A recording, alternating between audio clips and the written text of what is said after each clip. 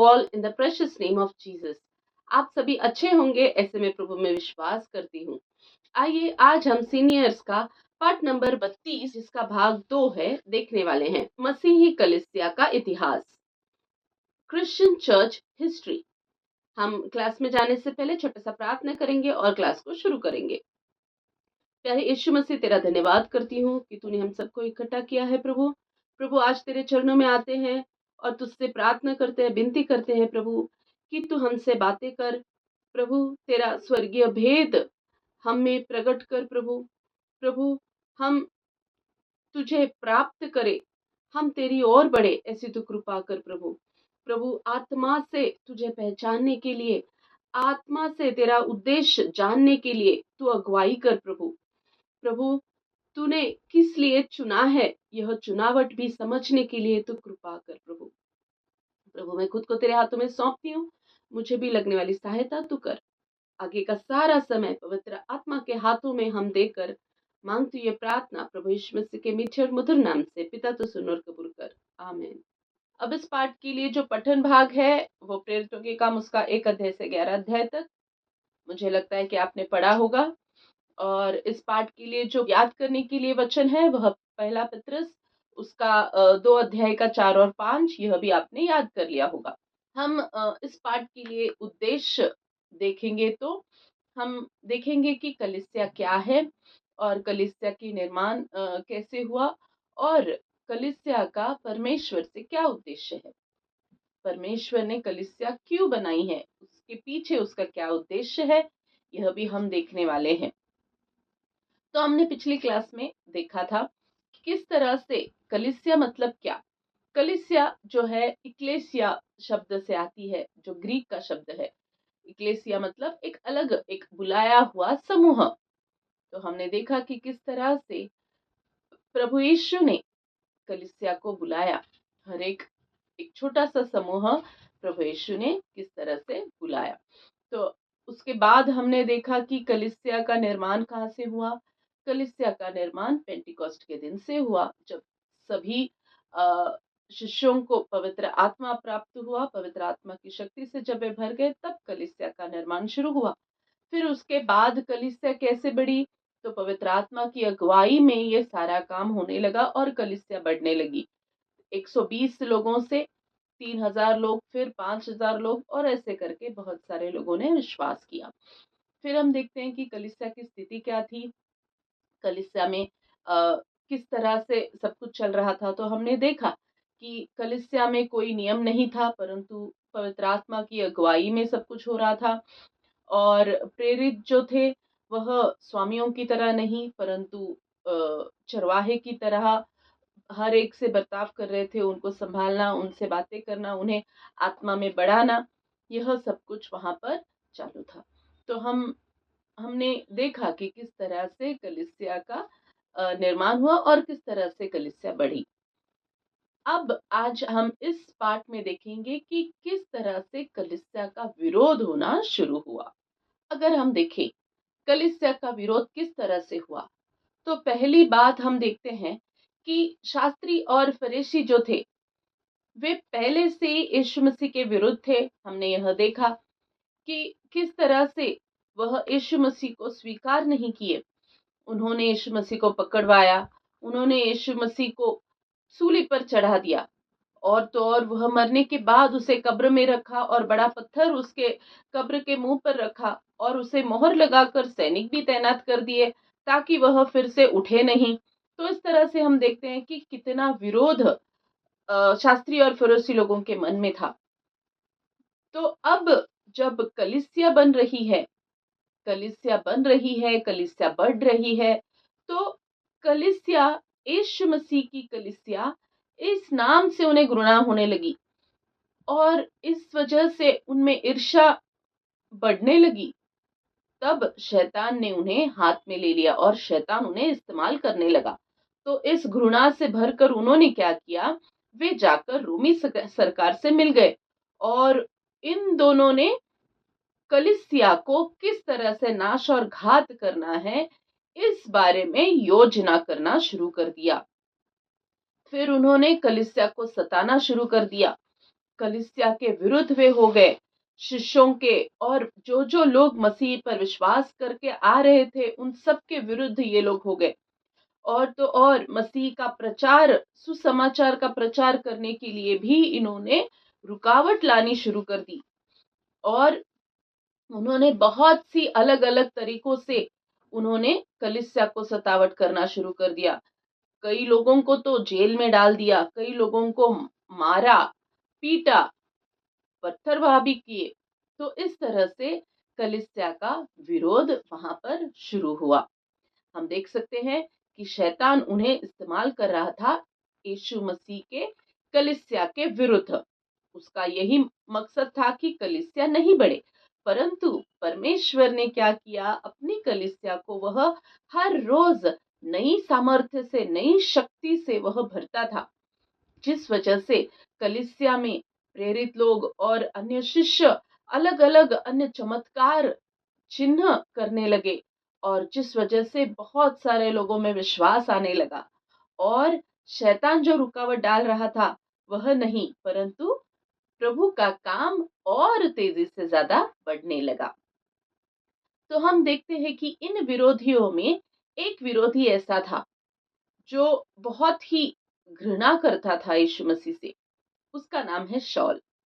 यह पक्का विरोधी था कलीसिया का, परंतु इस विरोधी शिष्य को, इस विरोधी व्यक्ति को प्रभु यीशु ने परिवर्तन किया।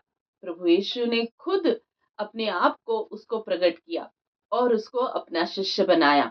यह एक बहुत ही महत्वपूर्ण घटना है जो पहली सदी में कलीसिया में हुई थी। और हम देखते हैं कि शौल ऐसा शिष्य बना जो सारे शिष्यों से बहुत ही ब्रेव था, बहादुर शिष्य बना। फिर हम देखते हैं कि यह जो शौल था किस तरह से उसे भी शैतान बहका रहा था, उसे भी शैतान इस्तेमाल कर रहा था। हम देखते हैं प्रेरितों के काम उसका 7 अध्याय और 55 वचन में हम देखते हैं कि वहां पर कुछ ऐसा हुआ जिस वजह से कलीसिया में विरोध जाना गया। हम वहां पर देखते हैं कि स्टेफनस करके एक शिष्य था, और उस स्टेफनस ने क्या किया, पवित्र आत्मा से भरकर उसने भी लोगों के बीच खड़े होकर परमेश्वर की गवाही दी, परमेश्वर के सुसमाचार का भाषण उसने किया। तो यह सुनकर सारे यहूदी लोग जो विरोधी थे वे गुस्से से उन्होंने पत्थर उठाए और स्टेफनस पर पथराव किया, और स्टेफनस घायल, स्टेफनस खून से लथपथ होकर वहां गिरा था। इस विरोध में, इस यातना में भी उसमें जो पवित्र आत्मा था वह पवित्र आत्मा से भरा हुआ था, जिसके कारण उससे इन यातनाओं का कुछ नहीं लगा, परंतु उस समय उसे पवित्र आत्मा के द्वारा स्वर्ग दिखाई दिया, और उसे स्वर्ग खुला हुआ दिखाई दिया, और परमेश्वर के दाहिने ओर बैठा हुआ यीशु उसे दिखाई दिया। और वह इतने खुशी से भर गया कि उसे वो पत्थर भी नहीं लगे, परंतु वह परमेश्वर के पास आनंद से चला गया।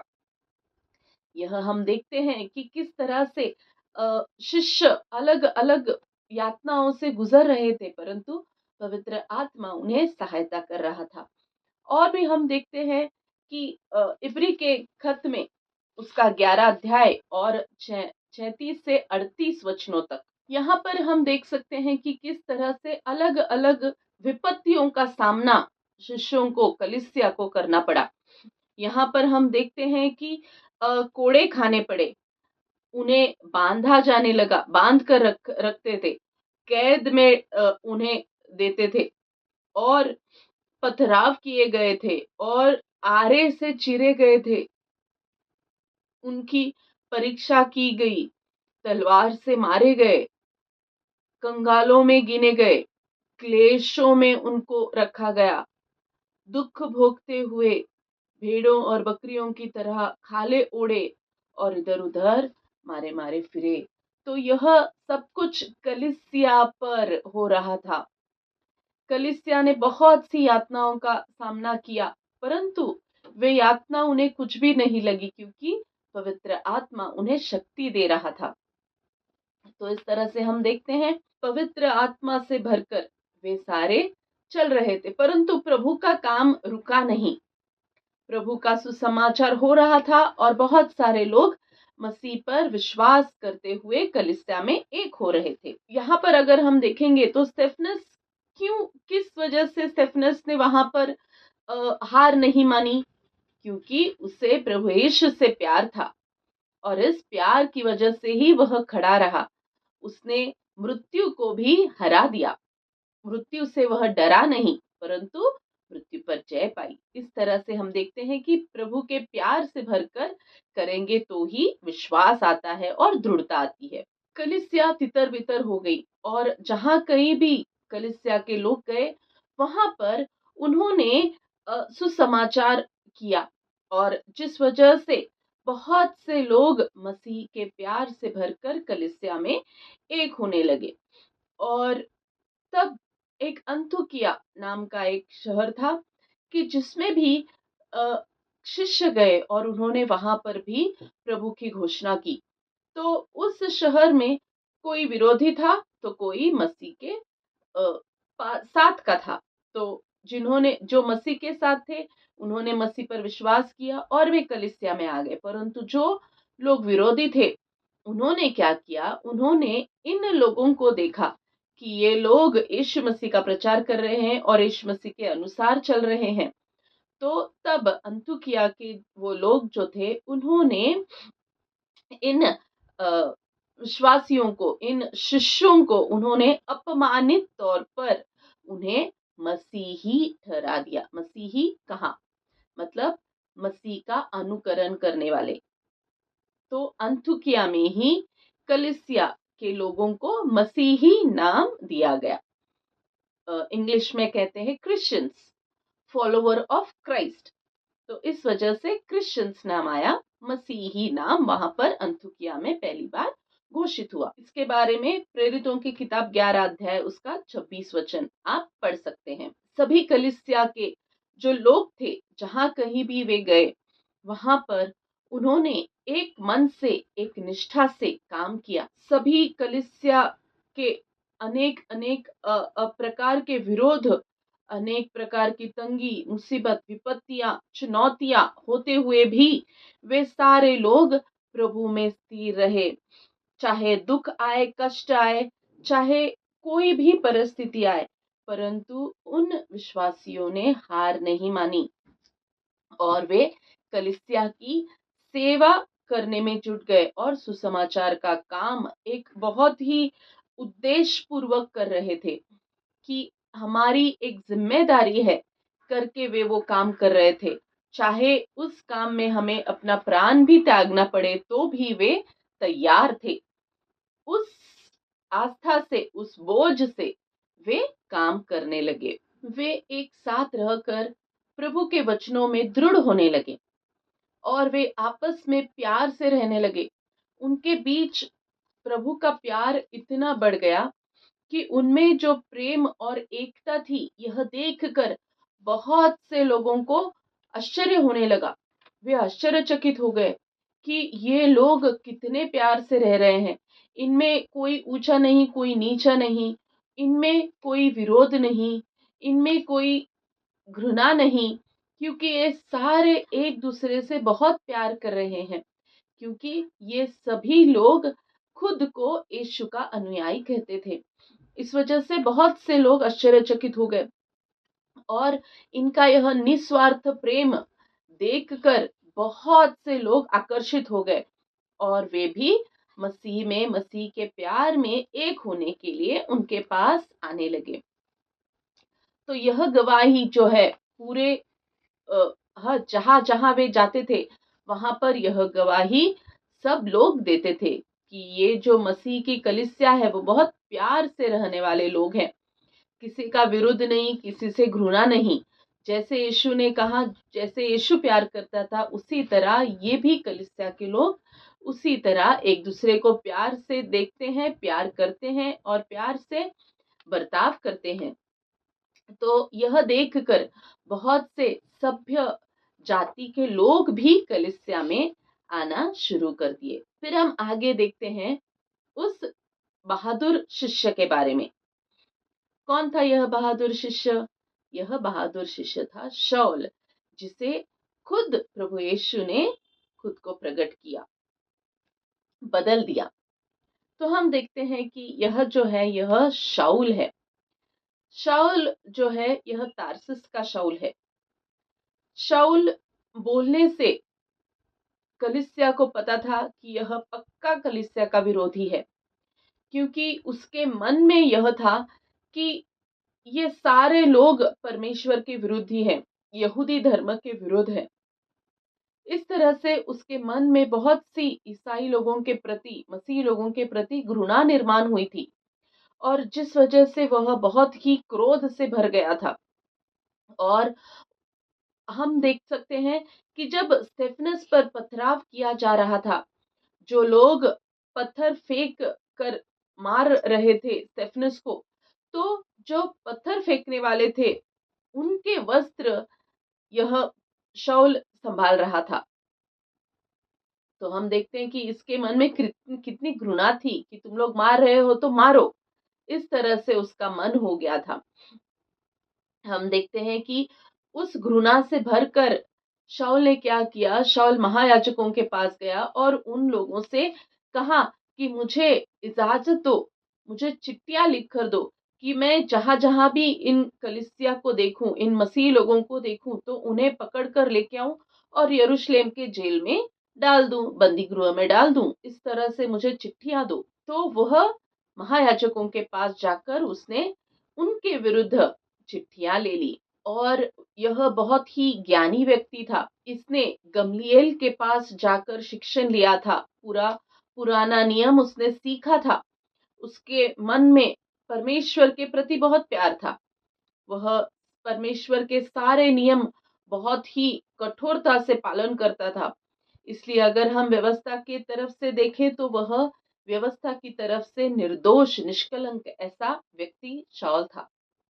परंतु उसे प्रभु यीशु के बारे में नहीं पता था। फिर हम देखते हैं कि उसकी जो घृणा थी, उसका जो मन में विरोध था, वह और ज्यादा भड़कने लगा।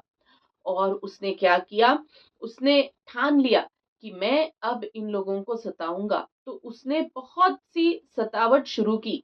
जहां कहीं भी उसे मसीही लोग दिखाई दिए तो वो उन्हें पकड़ता था और बंदी गृह में डाल देता था। उन्हें पीटता भी था, उन्हें पकड़कर, चाहे वो स्त्री, पुरुष, बच्चे कोई भी रहे, तो उन्हें वह पकड़कर बंदी गृह में डाल देता था और उन्हें सख्त से सख्त सजा भी दी जाती थी। तो वह एक फरीसी भी था, वह एक रोमी भी था, क्योंकि रोमी का सिटीजनशिप उसके पास था। वहां पर रोमी साम्राज्य में रहने वाला व्यक्ति था। तो उसके मन में बहुत ही जलन भर गई थी और वो जलन से भरकर उसने विरोध स्थापित किया। तो हम देखते हैं कि विश्वासियों को पकड़ना, उन्हें सताना, उन्हें बंदी गृह में डालना, इस तरह से वह काम करता था। परंतु इस शाऊल का परिवर्तन कब हुआ? हम देखते हैं कि जब वह दिमिश्क की ओर निकला।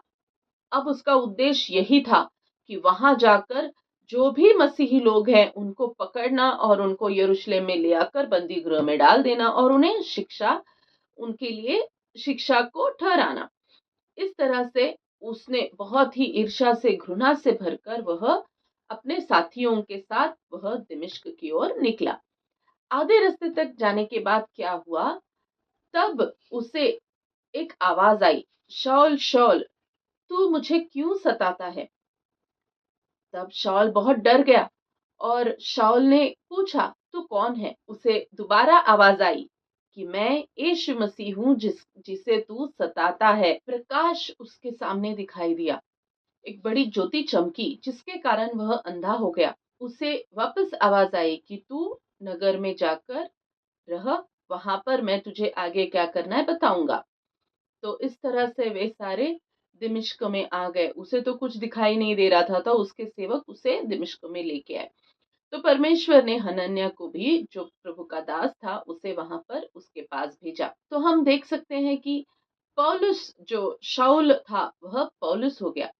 शॉल को ग्रीक में पॉल पॉल कहते हैं। तो हम वहां पर देखते हैं कि पौलुस अब एक नया व्यक्ति बन गया, पुराना हट गया, अब नया व्यक्ति बन गया। अब यह नया व्यक्ति कैसा है? यह नया व्यक्ति यीशु के गवाही से भरा हुआ है, क्योंकि यीशु की आवाज उसने सुनी है, वो प्रकाश उसने देखा। तो और उसके मन में जो घृणा थी, जो विरोध था, वो सारा अब निकल गया और प्रभु का प्रेम उसमें भरपूरी से भर गया। अब वह दमिश्क में रहा और वहां के आराधनालयों में जाकर उसने सुसमाचार किया, प्रभु ही परमेश्वर का पुत्र है करके वहां पर उसने गवाही दी।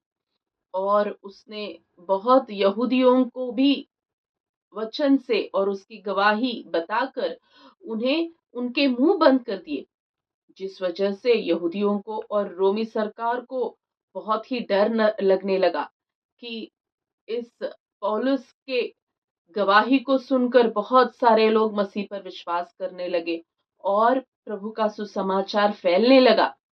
तो इस वजह से रोमी सरकार और यहूदी लोग डर गए और प्रभु का काम वहां पर स्थापित होने लगा। यह परिवर्तन की जो बात है, यह परिवर्तन पहली सदी की कलीसिया का एक बहुत ही महत्वपूर्ण घटन है।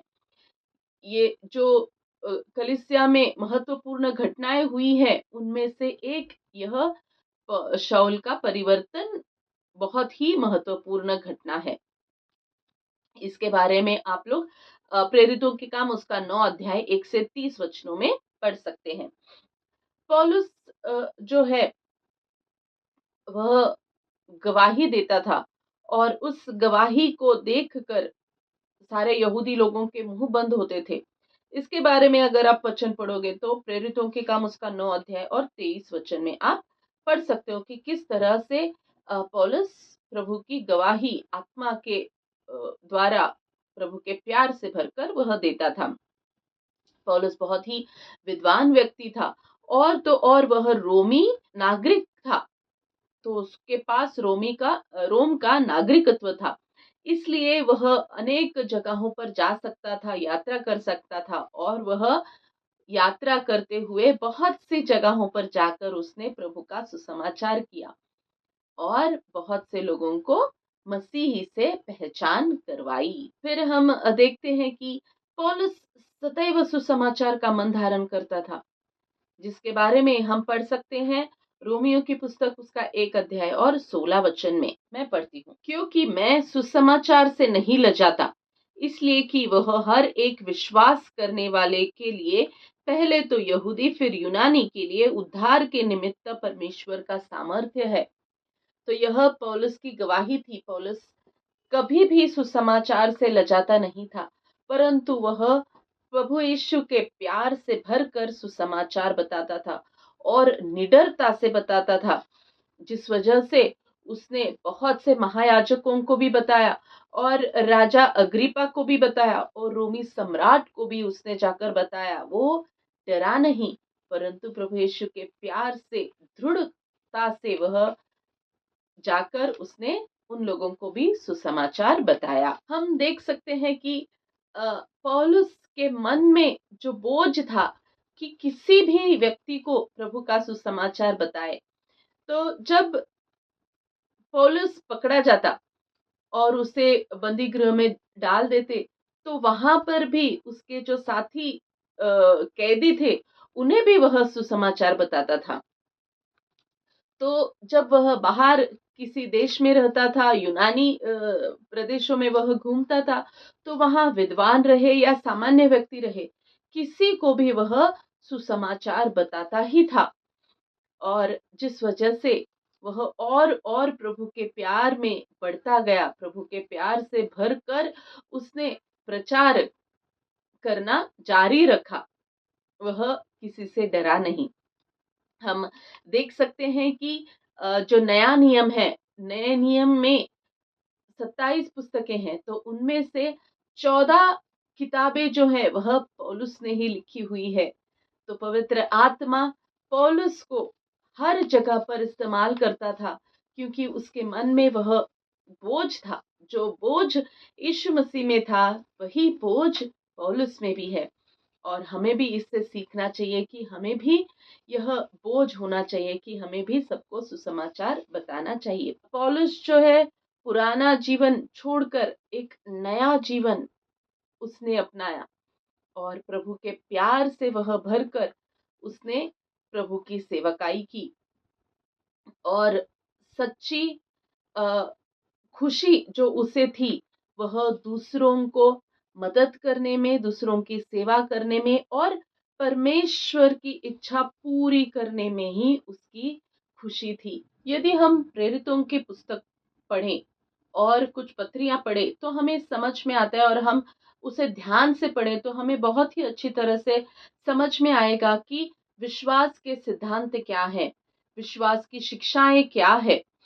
हम देख सकते हैं कि प्रेरितों के काम को अगर हम पढ़े तो उसके विवरण में हम देख सकते हैं कि प्रारंभिक जो कलीसिया के मसीह के अनुयायी थे, प्रारंभिक जो पहले जो अनुयायी थे, उन लोगों ने क्या किया, उन लोगों ने पवित्र आत्मा की अगुवाई से वे भर कर प्रभु का सुसमाचार उन्होंने कहाँ कहाँ फैलाया। उन्होंने यरूशलेम में, बहुत से सारे यहूदिया में, सामरिया में और पूरे विश्व में किस तरह से उन्होंने यह सुसमाचार फैलाया। यह बात हम देख सकते हैं प्रेरितों की किताब उसका पहला अध्याय और 8 वचन में भी हम देख सकते हैं, आप पढ़ लीजिएगा। फिर हम देखते हैं कि ये जो मसीही आंदोलन है, यह यहूदी लोगों के बीच में आरंभ हुआ। मसीही बनने का, मसीही तैयार करने का जो आंदोलन है, और वह पूरे सृष्टि में फैल गया और बहुत से लोगों के विश्वास का कारण बन गया। और हम देखते हैं कि यहाँ कलीसिया की नींव जो है वह प्रेरितों की शिक्षाओं पर रची गई है। यह प्रेरितों की शिक्षाएं क्या है? प्रेरितों की शिक्षाएं जो है, यह शिक्षाएं मनुष्य ने बनाई हुई नहीं है, मनुष्य ने दी हुई नहीं है, परंतु यह खुद सीधे प्रभु यीशु मसीह के द्वारा लिखी गई है, उससे प्राप्त की गई यह शिक्षाएं हैं। यह शिक्षाएं जो है, उन शिक्षाओं की वजह से ही कलीसिया में प्यार था, कलीसिया में एकता थी और कलीसिया एक दूसरे से बंधी हुई थी। फिर हम देखते हैं कि कलीसिया की स्थापना हुई और प्रेरित लोगों ने क्या किया, कलीसिया को जो जरूरी था वह सारी जरूरत की शिक्षाएं उन्हें दी, उन्हें सिखाया कि किस तरह से रहना है, किस तरह से हमें एकजुट होकर हमें प्रभु का काम करना है। इस तरह से प्रेरित लोगों ने उन्हें सिखाया। तो अब हम एक एक करके देखेंगे कि यह शिक्षाएं क्या थी। इसके बारे में हम प्रेरितों की किताब उसका दूसरा अध्याय और 38 वचन देखेंगे। पतरस ने उनसे कहा, मन फिराओ। मन फिराना मतलब क्या? मन फिराना जो है, यह पश्चाताप करना है।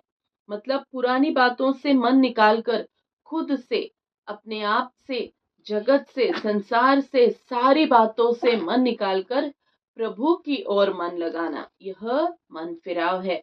जो पुराने पाप हैं, जो पुराने मैंने की हुई गलतियां हैं, उन सब को त्याग कर, उन सब से क्षमा पाकर मुझे मन को बदलना है। अब वो मन नहीं, परंतु मन को फिराना है, मतलब पश्चाताप करना है। यह पहला उपदेश था, यह पहली सीख थी, पश्चाताप। इसमें हम देखते हैं कि यदि हम मन फिराकर, खुद से मन फिराकर, जगत से मन फिराकर मसीह पर विश्वास करते हुए हम मसीह के पास आए, तो परमेश्वर हमें धर्मी ठहराता है। यह धर्मी ठहरना हमारे अच्छे कामों की वजह से नहीं, परंतु यीशु मसीह के लहू के कारण, उसके बलिदान के कारण हम धर्मी ठहराए जाते हैं। तो पहली शिक्षा है पश्चाताप। फिर हम आगे पढ़ेंगे तो हम देखते हैं, और तुम में से हर एक अपने अपने पापों की क्षमा के लिए यीशु मसीह के नाम में बपतिस्मा लो। अब पाप तो दिखाई दिए, इसीलिए मन फिराव का मन आया, मन फिराना है। तो अब हमें क्या करना है, हमारे पापों से क्षमा पाने के लिए हमें क्या करना है, बपतिस्मा लेना है। अब यह बपतिस्मा मतलब क्या? बपतिस्मा मतलब हम प्रभु के क्रूस के मृत्यु में एक होना, उसके बलिदान में एक होना, यह दर्शाता है। जब मैं पानी में डूबकर बपतिस्मा लेता हूँ, यह एक विधि है। तो वहां पर मैं क्या निर्णय कर रहा हूं कि मेरे लिए जिस तरह से यीशु सूली पर चढ़ाया गया, वह मरा, तो मुझे भी मरना है। वह उसे गाड़ा गया, तो मुझे भी गाड़ा जाना है। और वह तीसरे दिन जी उठा, उस तरह से मुझे भी उस पानी से बाहर आना है। तो मैं उसके मृत्यु में और उसके पुनरुत्थान में एक हो गया हूँ, शामिल हो गया हूँ। इस तरह से इस बपतिस्मा का अर्थ है। तो हमें उसके मृत्यु में और पुनरुत्थान में शामिल होना है, डूबकर बपतिस्मा लेना है, जिस वजह से हमें हमारे पापों से क्षमा मिलती है। यह एक बहुत ही महत्वपूर्ण निर्णय है और महत्वपूर्ण विश्वास है, जिससे हमें यह दूसरी सीख मिलती है। पहली शिक्षा जो थी, वह सिद्धांत जो था, वह पश्चाताप। अब ये दूसरा बपतिस्मा। अब हम आगे पढ़ें तो तुम पवित्र आत्मा का दान पाओगे। अब यह तीसरा सिद्धांत है, पवित्र आत्मा का दान पाओगे।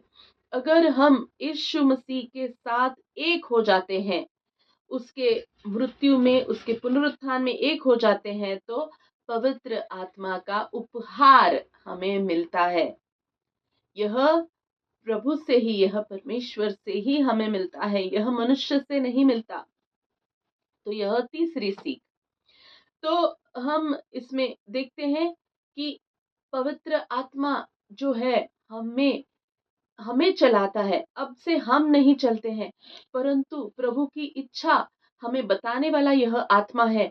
और प्रभु के इच्छा के अनुसार हमें पवित्र आत्मा अगुवाई देता है। हमने जिस तरह से देखा कि प्रारंभिक अनुयायी जो थे, वह पवित्र आत्मा की अगुवाई में चलते थे। पवित्र आत्मा उन्हें जहां जाने के लिए कहता, वहां वे जाकर, पवित्र आत्मा जिस तरह से कहलाता, जिस तरह से बातें करने के लिए कहता, उस तरह से वे बातें करते और प्रभु का काम वहां पर होता था। तो यह केवल पवित्र आत्मा की सहायता से होता था। फिर हमने यह भी देखा कि किस तरह से स्टेफनस और किस तरह से बाकी शिष्य दृढ़ता से खड़े थे। क्यों? क्योंकि पवित्र आत्मा की शक्ति से वे चलते थे। तो यहाँ पर हम तीसरा सिद्धांत देखते हैं, पवित्र आत्मा। फिर हम आगे देखेंगे 40 वचन में, उसने बहुत और बातों से भी गवाही दे देकर समझाया कि अपने आप को इस टेढ़ी जाति से बचाओ। पौलुस कह रहा है कि टेढ़ी जाति से अपने आप को बचाओ। मतलब यहाँ पर एक अलग दायिता का शिक्षा दी गई है, जो हमें कुटिलता से, कुटिल पीढ़ी से, क्योंकि यह संसार पूरे पाप से भरा हुआ है, घृणा से भरा हुआ है, एक दूसरे के विरुद्ध सारी बातें हो रही है। तो हमें उन बातों से दूर रहना है, जिस तरह से अलग रहकर अपना उद्धार संभालना है। हमें प्रभु यीशु में, यीशु के प्यार में बने रहना है। तो यह है चौथी बात, अलग दायिता। इस कुटिल पीढ़ी से, संसार से, जग से अपना मन निकालकर प्रभु यीशु के पास लगाना है। और वे प्रेरितों की शिक्षा पाने और संगति रखने और रोटी तोड़ने और प्रार्थना करने में लवलीन रहे। अब यहाँ पर पहली बात बताई गई है, प्रेरितों की शिक्षा पाना।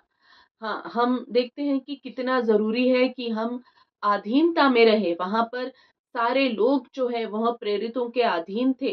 प्रेरित उन्हें शिक्षा देते थे और उस शिक्षा के अनुसार सारे लोग वहां पर अपने आप को बदलते थे।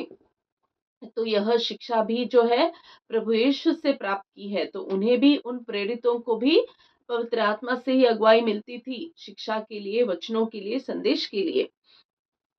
तो हमें प्रेरितों की शिक्षा में बढ़ना है, मतलब हमें भी शिक्षित होना है, शिक्षण प्राप्त करना है, प्रभु का वचन समझना है। और यह पवित्र आत्मा की सहायता से हमें सीखना है, संगति में रहना है। यह संगति बहुत बड़ी बात है। हमें अकेले-अकेले नहीं, हम जहाँ भी रहें वहाँ संगति में हमें रहना है। तो संगति में अगर हम रहे तो हम एक रहेंगे। ये संगति आपस की संगति भी है और यह संगति हमें हमारे प्रभु यीशु के साथ की संगति भी बताती है कि हमें हर वक़्त प्रभु यीशु के साथ भी संगति में रहना है। फिर हम आगे देखते हैं कि रोटी तोड़ना। अब ये रोटी तोड़ना जिस तरह से है, वह रोटी प्रभु यीशु कहता है कि मैं जीवन की रोटी हूँ। तो यहाँ पर रोटी तोड़ना मतलब हर एक अलग-अलग लोगों के घर पे जाना, अलग-अलग लोगों के घर पे जाकर प्रार्थना करना, स्तुति करना और प्रभु के मृत्यु में शामिल होना, इस बात का यह प्रतीक है। और फिर बाद में कहा गया है कि प्रार्थना करने में लवलीन रहना। यह प्रार्थना करनी बहुत ही ज़रूरी है। हमें हर समय प्रार्थना में रहना है क्योंकि प्रार्थना एक हमारा शस्त्र है। प्रार्थना के द्वारा ही सारी बातें संभव है। जो बंधी हुई बातें हैं, वो उसे छुड़ाने का काम यह प्रार्थना करता है। जो बंद दरवाजे हैं, वह खोलता है। तो इस तरह से प्रार्थना बहुत ही महत्वपूर्ण है। खुद के लिए प्रार्थना करनी है कि हम स्थिर रहें और अन्य लोगों के लिए जो सुवार्ता सुन रहे हैं, उनके लिए प्रार्थना करनी ज़रूरी है। और जो नहीं सुने हैं, जिनके पास अब तक सुवार्ता नहीं पहुँची है, सुसमाचार नहीं पहुँचा है, उनके लिए भी प्रार्थना करनी ज़रूरी है। तो यह बहुत ही महत्वपूर्ण सिद्धांत है प्रार्थना में।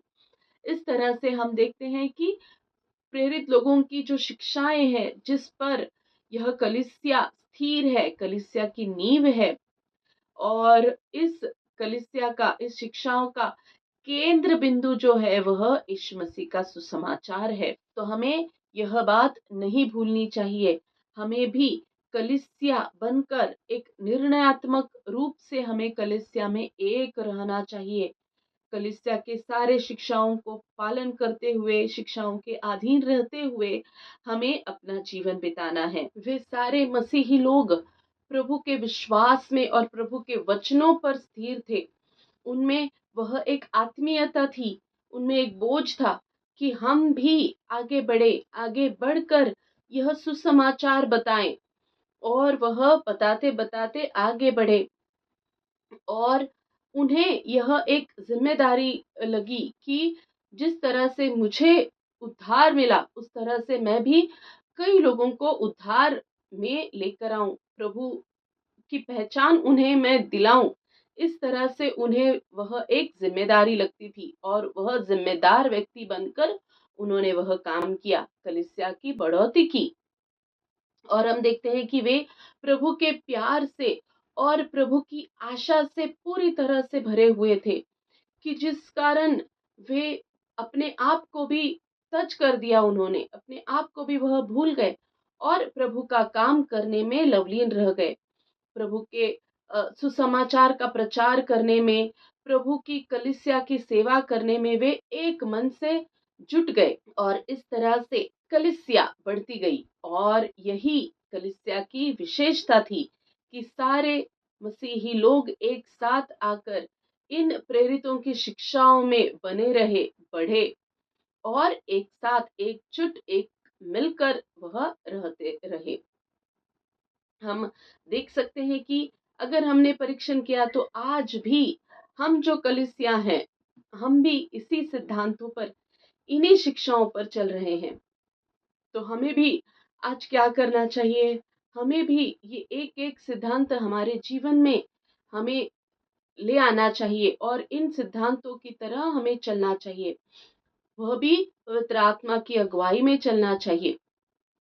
तो मैं आप सभी बच्चों से अनुरोध करूँगी कि आप अगर प्रभु से प्यार करते हैं, तो प्रभु भी आपसे प्यार करता है। वरन प्रभु ने आपसे पहले प्यार किया है, क्योंकि प्रभु ने अपने आप को दे दिया, खुद को दे दिया आपके लिए, ताकि आप पर कोई शिक्षा न आए, कोई सज़ा न आए। तो वह सारी सज़ा यीशु ने अपने आप पर ले ली। यीशु ने इतना प्यार किया आपसे, तो अभी आपको भी प्यार करना है, आपको भी खुद को समर्पण करना है, खुद को अर्पण करना है प्रभु के लिए।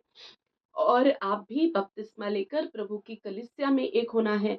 हमने देखा कि किस तरह से अलग-अलग प्रभु के शिष्य किस तरह से वे स्थिर थे, प्रभु के वचन में, प्रभु के प्यार में, प्रभु की सामर्थ्य में वे स्थिर थे और वे डगमगाए नहीं।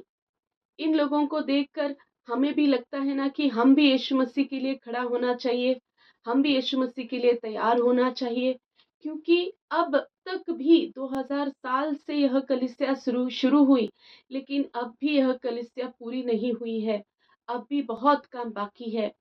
तो हमें क्या करना चाहिए? हमें इस तैयारी के लिए, हमें इस कलीसिया में हाथ बढ़ाना चाहिए। हमें खुद इस कलीसिया का एक भाग होना चाहिए। कलीसिया मतलब प्रभु का मंदिर। प्रभु जो कोने का पत्थर है, उस पर यह कलीसिया बनाई गई है, यह मंदिर रचा गया है, यह प्रभु का घर है।